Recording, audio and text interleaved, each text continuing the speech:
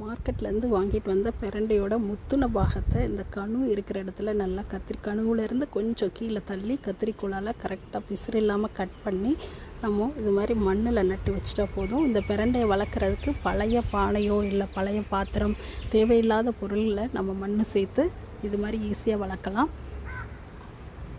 பிரண்டைக்கு இந்த மாதிரி குச்சிகள் அதிகமாக நட்டணும். நம்ம எவ்வளோ குச்சிகள் அதிகமாக நட்டுறோமோ அந்தளவுக்கு பிரண்டை வேகமாக வளரும். இந்த பிரண்டை குச்சிகளை பற்றி தான் வளரும். இந்த மாதிரி கம்பிகள் மாதிரி அது கோர்த்துட்டு இருக்கும். இதில் இந்த நரம்பு அழகாக கம்பிகள் மாதிரி கோர்த்துட்டு இருக்குது பார்த்தீங்களா? இந்த மாதிரி தான் பிரண்டை வேகமாக வளர்கிறதுக்கு இந்த குச்சிகள் தான் துணையாக இருக்கும். இது மாதிரி தனியாக அந்த மாதிரி இருந்தாலும் நம்ம குச்சிகள் எடுத்து இது மாதிரி சுற்றி விட்டுறணும்.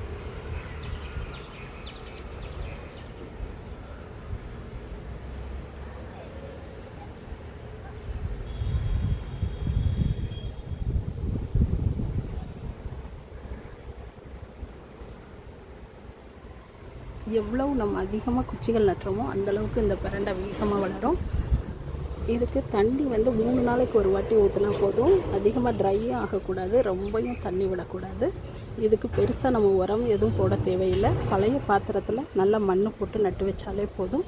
அழகாக ஈஸியாக வளரும். நமக்கு தேவைப்படுறப்போ நம்ம வீட்டிலே வளர்க்குறதுனால சுத்தமான முறையில் இந்த பிரண்டைகளை நம்ம பறித்து பயன்படுத்திக்கலாம்.